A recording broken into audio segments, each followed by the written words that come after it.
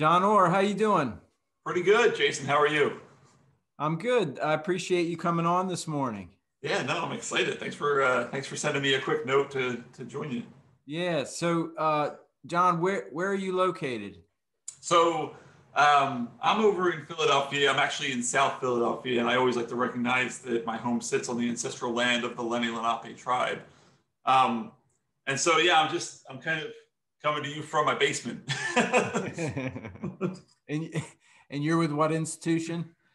With Outreach in Philadelphia, and Outreach, I'm sure we'll dive into it, but we're an organization that believes that disability is a product of design rather than diagnosis, and that good design creates a more accessible world. So, quite literally, all we have to do is change the world.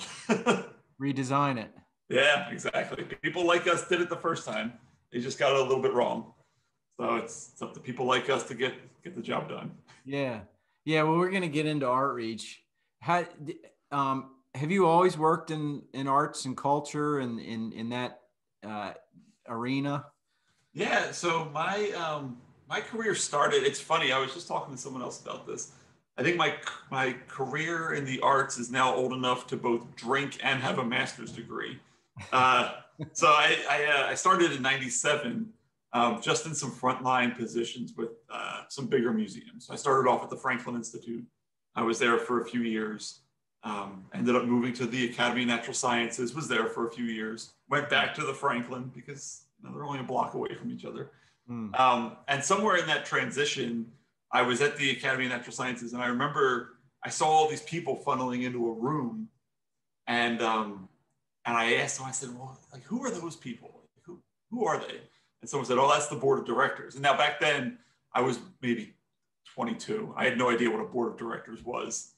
And I said, well, what does the board do? And they say, oh, they run the museums. And at the time, I was the museum services manager of the Academy of Natural Sciences. And I was like, no, like I run the museum. Like, how can they run it if they've never talked to me or my team?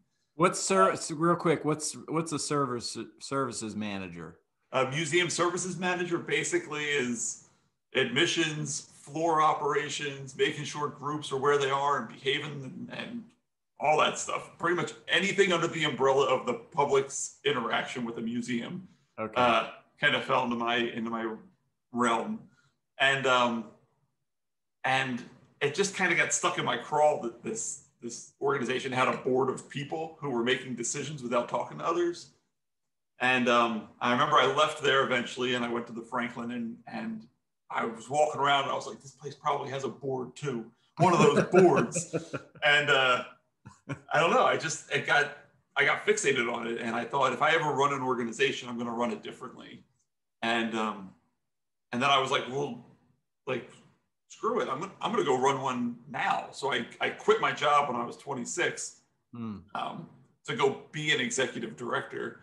And I quickly realized that I had no idea what a director did. I didn't have a degree of any kind at that point, and I no longer had a job. So I kind of was stuck for a little while. Wow. Ended up taking an executive assistant job at a small museum in Philadelphia, the Masonic Library and Museum, and learned from the front lines what it was like to work directly with an executive director.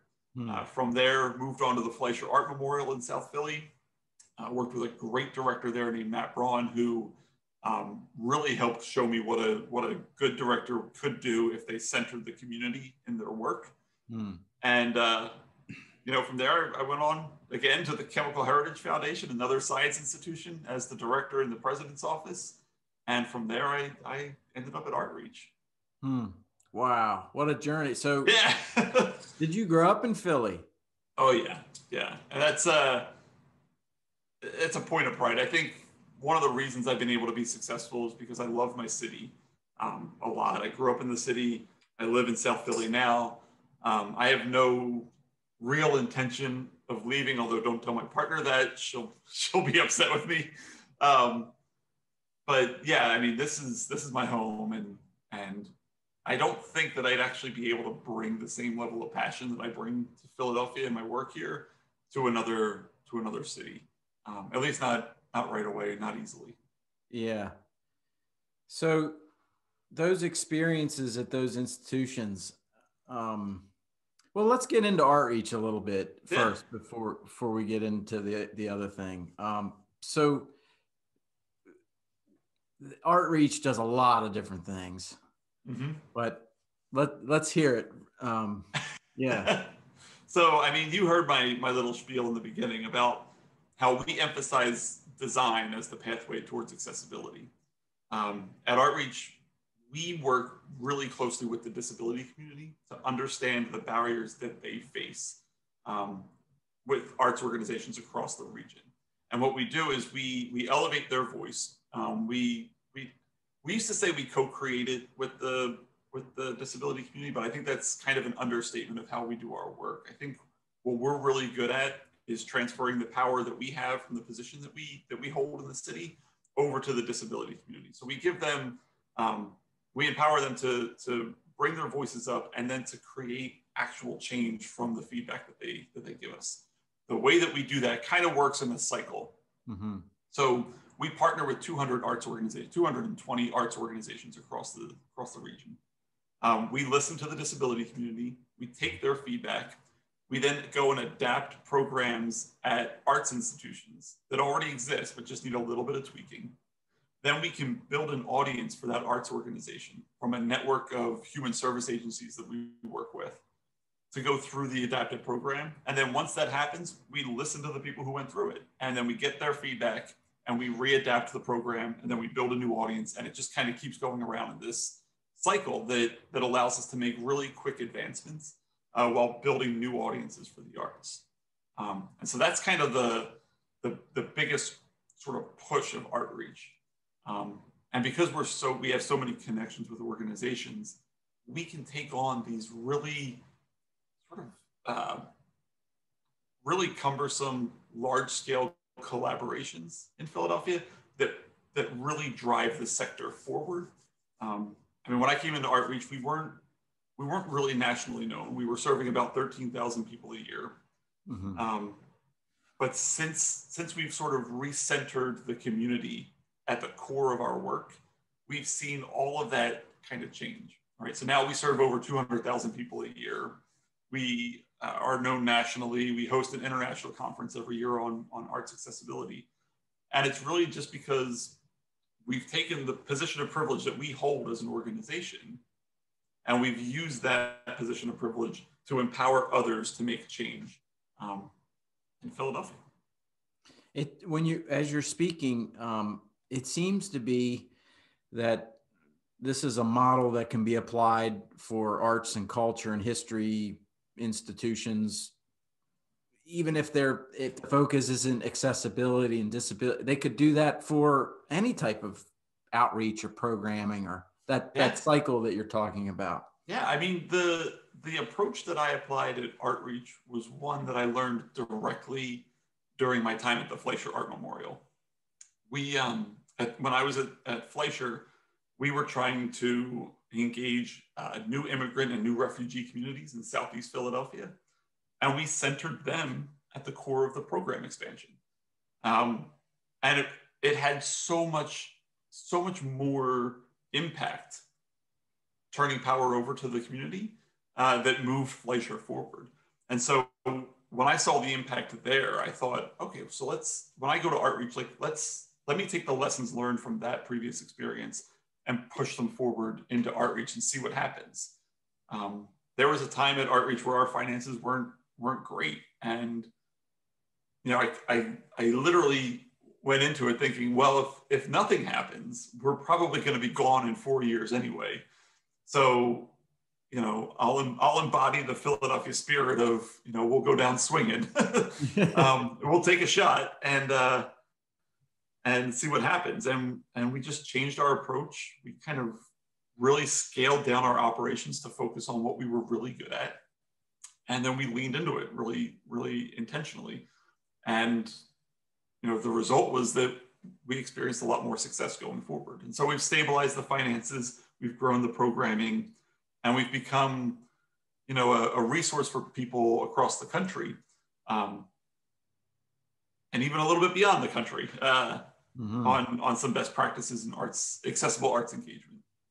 What were if you can get into specifics, what were some of the things that you said, you know, that just needs to die on the vine? We're going to cut that, and we got to focus. What were some of the things you said? We got to focus on these things, and we got to let those things go. Can you give some of those examples? So we, when I came to Outreach, I used to have a list, and it's not near me right now, but when I came to Outreach, there were about 13 independent programs that were running. And for me, I only had a staff of 6 at the time, including me, right? So that it wasn't that the programs were bad, right? We didn't have a program problem. We had a math problem, right? We had too many programs and too few people to run them. Like a restaurant that has too much stuff on a menu. Right, yeah, exactly. Yeah, pretty much. And you just sit there staring at it for a while. And then you wonder why the food isn't coming out and why it's cold. And it's like, well, because you got 5,000 things on there. You're doing oysters and Thai food. Yeah. So our focus was split. And so when I came in, we basically got rid of 2/3 of the programs Outreach talked about. We didn't get really rid of all the work. We just kind of organized them in a way that was much simpler to communicate and that fit into a single narrative. So we ended up with 4 core programs, we called them. And one was the program we were founded on. It's, you know, distributing discount tickets. One was kind of the idea of what's the next step beyond just giving someone a free ticket. And that's what we launched this program called Encore, which was all about program adaptation with some of our partners. And that was a little small program. We had this little budding program called Access Philly that was started just before I got there. And we all kind of identified pretty quickly that was going to be a huge potential program, but it was just getting started. And then we had education and learning. Right. So we wanted to lean into what are we doing for the sector? How are we bringing together the arts organizations, the disability community, and the human service networks to have like an all-inclusive cross-sector dialogue? So those were the 4 that we wanted to keep. The ones that we let go, we had this equipment rental program that we had inherited. And what it was captioning equipment and audio description equipment that we held the equipment and we were like renting it out to all these different theaters. And it was so time consuming and cumbersome, right? Yeah. So and I stepped back and I was like, look, we can't, we don't even know if this equipment works. We don't know how long it'll work. This is kind of bonkers. But so instead, what I ended up doing early in 2015 was I contacted all the companies that we got that equipment originally came from. We got it from another organization, but we contacted the companies that sold it to that organization. And I just said, look, I've got 9 theaters in the city of Philadelphia who all use this equipment. Can I broker a deal between you and those 9 theaters so that they can all get discount equipment? And we can just put this into all these theaters all at once so that I'm not juggling this like rental program and those theaters can provide on-demand services. And so for me, it was like, I'll spend a week brokering that deal just to get the year's worth of work off my team's plate. And so that's what we did. And we brokered a deal. A bunch of places bought their own equipment. And then the ones that couldn't, there was a handful left over. We just gave them our equipment. We just said, here you go. Now you've got it. It's free. It's not going to last forever. You should upgrade at some point. But until you do, you've got a set that works now. It's just like little things like that. Yeah. So when Outreach approaches an organization, or now maybe an organization approaches Outreach, help me understand, is an institution sort of they're in the grinder, they're just doing their thing, and it's like they need that coach, that boost from your organization to get them going? So I think there's a few different ways, right? We have a really low entry point for any arts organization. I mean, basically, if you want us to help get the disability community into your organization, you can donate us tickets, and we will work with the human service network that we have to distribute all those tickets. To kind of put that in perspective, when I came in 2015, we were coming off a year where we gathered about $169,000 worth of free admission tickets. In the last full program year, 2019, that number was $733,000 worth of free stuff. So, and that's not just inflation, that's just a couple of years. We just started gathering a lot more opportunities to offer to people. So that's kind of the lowest bar, right? But once you get the audience in, and this is what I love about Outreach's programs and how we build it. Once you get the disability community in, we want to make sure that you're prepared to welcome them. So we have trainings and all these other pieces where we can bring in members of the disability community or members of staff who have lived experience, who can teach disability etiquette, talk about language, talk about the history of the disability rights movement, and just kind of give a baseline perspective as a training for the entire staff of an organization. From there, we have, we'll do a full audit of your organization. We'll do an assessment, we'll do program adaptation, and we'll help you create more accessible programming. But that first training is kind of the baseline. And then if neither one of them are programs that you want to get involved with, the Access Philly program is probably the next easiest level of entry. So right now we have 54 organizations in Greater Philadelphia. I don't know when this will air, but we have a program expansion happening in the summertime that'll add another 12 organizations to it. But there's, so in total, there's about 66 organizations that are all using the public assistance cards from the state of Pennsylvania to provide $2 admission to people with disabilities and people who need assistance for food benefits. And that cuts across museums and theaters. So instead of being part of our ticketing program where you're just distributing an allotment of free tickets to us, we're saying, be a part of this program, you capture the revenue and keep it that's generated from it. But you, in return, you provide no blackout dates for people to access your institution. And we have different people who choose different paths, and every path is fine. I think what's beneficial for us is that we can be the person who provides you the resources. We can build you the audience, and then we can kind of, I don't want to say hold your hand as you get more comfortable in the process, but we're there as a resource for you. Not only to make sure that you know what you're doing, but also to hold you accountable, right? I think a lot of these programs, they get started and then, the catalyst organization goes away and does something else. Right. And then they slowly dissipate into nothing. Yeah. I think what I'm proud of is that we're able to hold the sector accountable, and therefore the sector continues to push the envelope a little bit.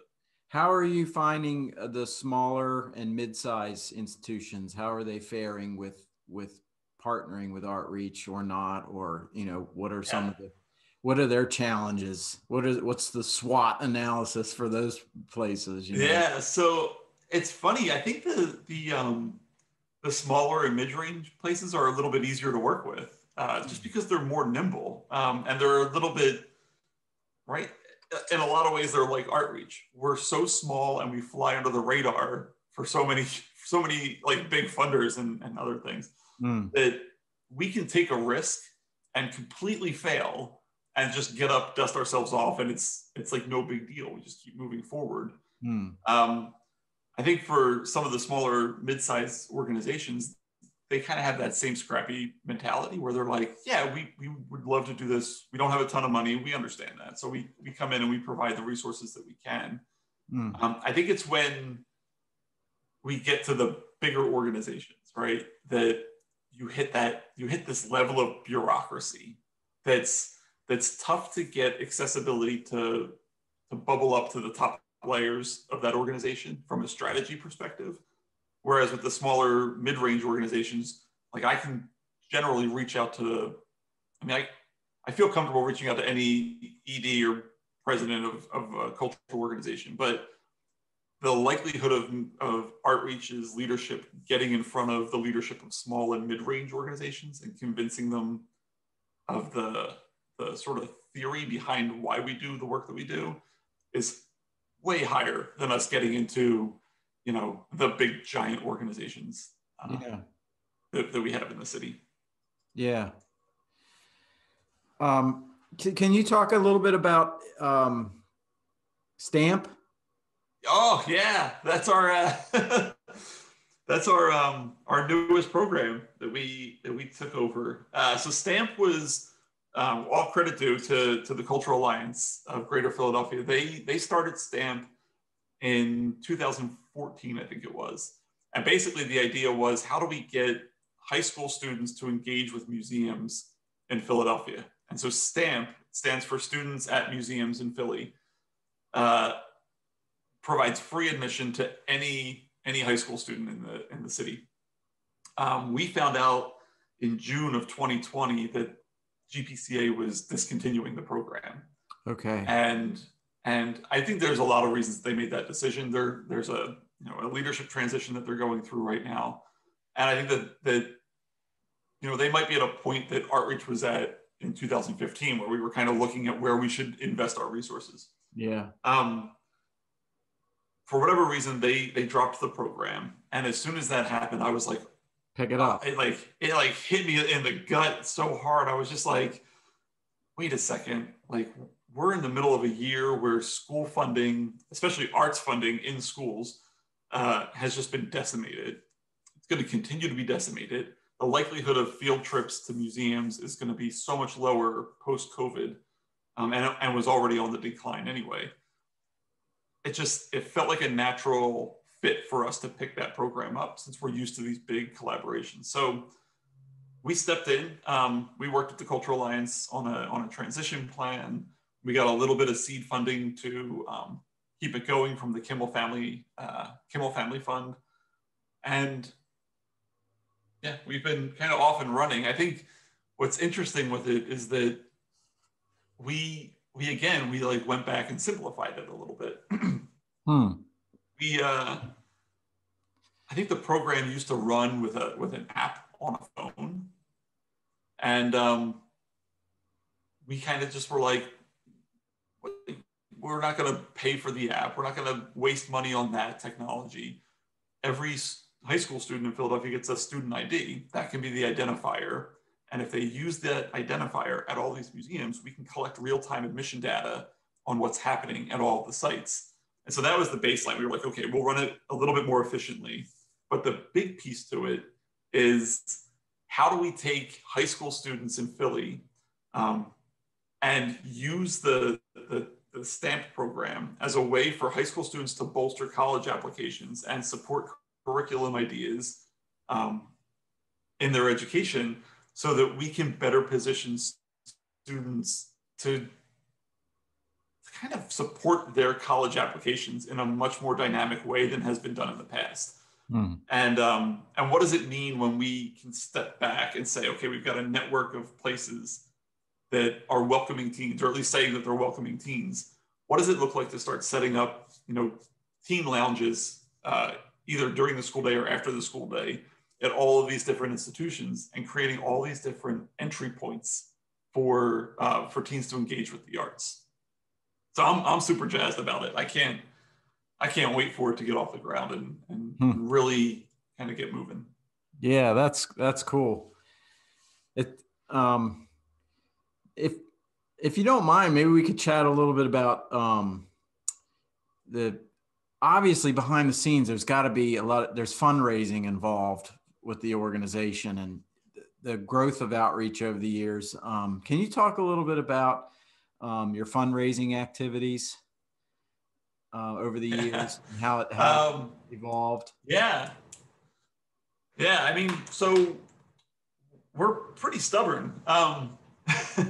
We try to make as much of our programming and as much of our fundraising unrestricted as possible. In order to do that, we I focus a lot of my effort on individual giving. We've had a big increase in individual giving over the years. Whenever we go for restricted funding, we do so with the idea that it will offset earned revenue that would be paying for that for that program, so that we can redeploy the earned revenue somewhere else, essentially making a restricted grant unrestricted in its impact. And I don't know. You and I have talked about this before at the SMA conference, I think. I tried to keep it really simple, right? So obviously, if it's a foundation application, I go through whatever they want from me, we will fill out and we'll get to them. But if it's an individual proposal, I like to get kind of straight to the point of why we're doing what we want to do. Philadelphia is proportionately the most disabled major city in the entire country. We have the highest rate of poverty among major cities in the country. We're one of the most violent cities. But there's a lot of ways that we can work through the arts to solve a lot of those issues or to address a lot of those issues by centering the community. And so for me, it's the fundraising approach that we take is very based in storytelling, like I think a lot of places are. But it's also, we have the benefit of being able to say, this is the issue. We've identified a method to addressing it, and then we can produce the results on a sector level that indicate we're moving the needle. And so I just try to be as clear and concise. And, if my individual proposals are all about a page and a half long, I'm not going to get into a whole bunch of the fluff. If people want to hear that, we can have a conversation about it. But I try to get straight to the point. Yeah, I think this is a really missed point for a lot of folks, is that that the proposals, the asks, the communications are way too complicated. Yeah, and it's almost like, I forget the term, where you've already made, don't sell yourself out of a deal, kind of. Right. Yeah. A lot of the funders that I've worked with, family foundations, individuals, we forget they're real people. They got lives. They're busy. Sometimes it's, stop with all the fluff. Let's go have coffee. What do you need? How much do you need? And right. Shoot me straight. Shoot me straight. That's what people want. Yeah. Well, and I think it's important, right? And I'm not gonna shortchange what we work our butt off for every dollar, right? And we try to put every dollar to the best possible use that we can raise. In fact, I remember back in 2016 when we were kind of going through that financial turnaround. One of the big keys to it was outsourcing all of our finance work, all of our accounting work to a third-party firm, so that I could focus more on individual giving. And that's when we saw this shift. Our individual giving grew by over 300%. And so that was great. But we also realized really quickly that a few things had to happen. One, we had to have a strategy that made sense, so that when we talked to people, we were like, this is what we want to do. These are the steps to get there, but this is all serving a much bigger vision down the road. And I think we've stayed on that path, and we're in a good spot for it. The other part of it was that we wanted to personally connect our stories to the funders that we had, right? So we wanted to be able to say, I don't even know how to put it, but everybody has a personal connection somewhere to disability. Everybody knows how to internalize the feeling that of someone being left out, right? And being able to quickly build with a funder the feeling of empathy is really important to everything that we do. And I think we're able to do that so well because we work so closely with the community and elevate their stories. Instead of speaking for the community, we let the community speak for themselves. And it's been a really powerful powerful turnaround for us in Philly. Yeah. So before we get to the lightning round, oh God, I gotta. This is a big question, but where is Outreach going? I'd say the big idea of Outreach, the concept, maybe even the organization. Where is it going in other cities? How is this model? Are you seeing it being popping up in sister and brother organizations in other cities? And what are you doing to make that happen, John Orr? Yeah, so it's funny because I'm like mired in this conversation right now. I think whenever we go and present at a conference or we go somewhere, the number one thing we hear all the time is, "Oh, we need an Outreach in our city. Yeah, we need you guys in our city." And it's, for me, it goes back to what we talked about earlier in this call. We're a very Philly-centric organization. And right now, my organization, and I will openly admit, we're grappling with this, what does a national strategy for Outreach look like? And it's part of our strategic planning. We're literally in the middle of the conversation right now. And the idea is, like, there are different ways to be national, right? So we could create like a chapter program and start opening up Outreaches all over the place, right? But I think for me as a director during my time at Outreach, instead of doing that, I'd rather just be known nationally for the work that we're doing locally. And I know that I can't go into another city and build the relationships that Outreach has built over the last 35 years overnight. And I can't bring the same level of enthusiasm and passion into another city like I do in Philadelphia. And so for me, it's like, why would I move on from this city if I know that the job here isn't done, right? Yeah. And so I think that, we've got to figure that out. We got to figure out how we can showcase the model that we've built in Philly for other people in other cities to take on. Yeah. But yeah, I think it's a question we're grappling with right now. So if there was a little organization in Baltimore, for example, or I don't know, in some city, and they hear about Outreach and they attend the conference and they're so inspired, and their little organization, they come together and they're called Arts for All, and they start to build and they start to do the amazing things in their city that Outreach has been able to do. In some ways, that's just as good or better than creating, Outreach Cincinnati or whatever, because it's personalized for their city. So yeah. Now, I will say that just because you brought this one phrase up, the Arts for All phrase, I'm just gonna put like an advocacy hat on. I know, but everybody uses it. It's funny. Oh, really? I never even heard of it. Oh yeah. So I got into a conversation with another organization about a program they wanted to call Arts for All earlier in 2020. Really? And the feedback that we got, it was all about accessibility.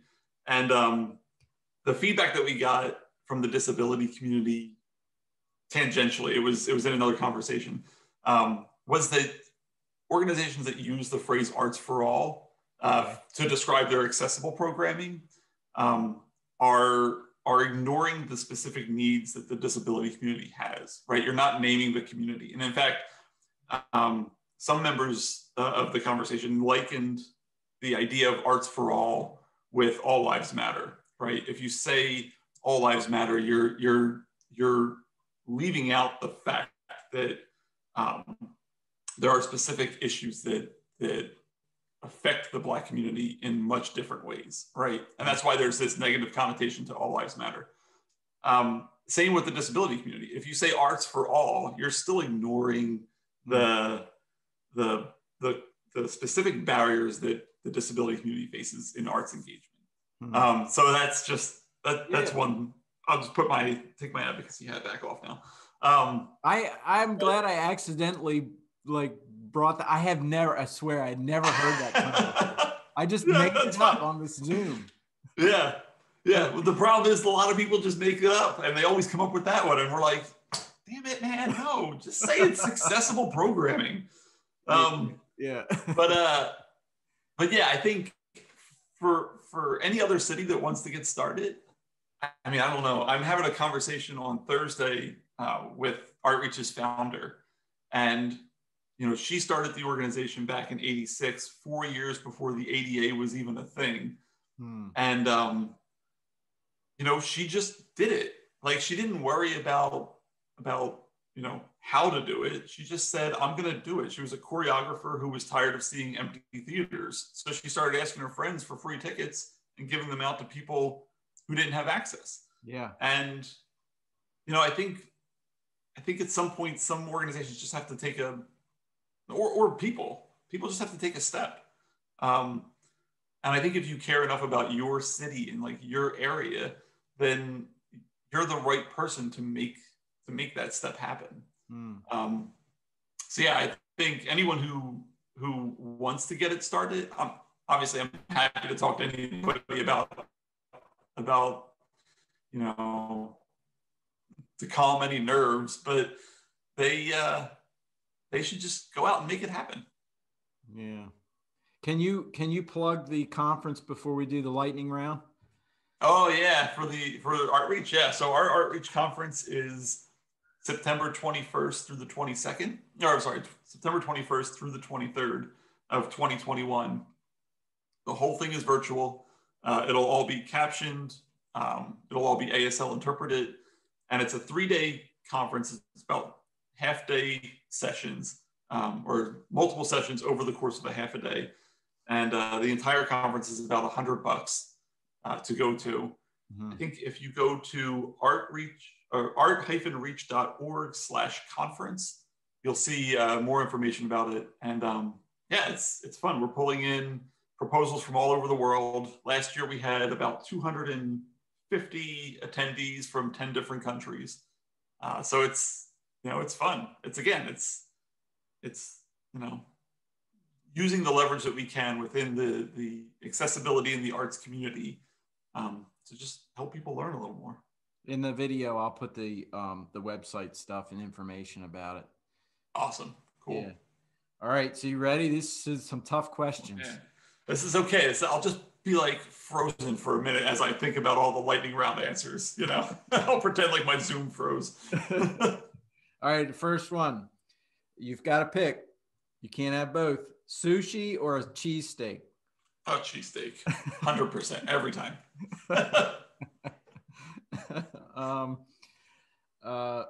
Water slide or roller coaster? Oh, roller coaster. Yeah. Yeah. Okay. You just trying to get me to say the word water? Water. Water. 2 O's and a D. Yeah. Well, I'm from Baltimore, so I know what it's like to say water. And then number 3, fancy socks or fancy ties? Oh. The real colorful ones with the. Yeah, I'll go socks on this one. Although I love a good tie, man. You know what? I'll go socks because I never wear a tie anymore anyway. Yeah. It seems like you get more compliments on fancy socks than you do a fancy tie. Huh? I think so, yeah. I think it's a good way to look at it. Yeah. So, John, this has been a lot of fun, and thank you for your time and for sharing your story and how you've grown, how you and your team have grown Artreach over the years, and it's going to be cool to see what happens over the next few years. Yeah, we're trying. Yeah, keep moving forward. Yeah. So, thanks again. Yeah, thank you, Jason. All right, take care. Yep. Bye.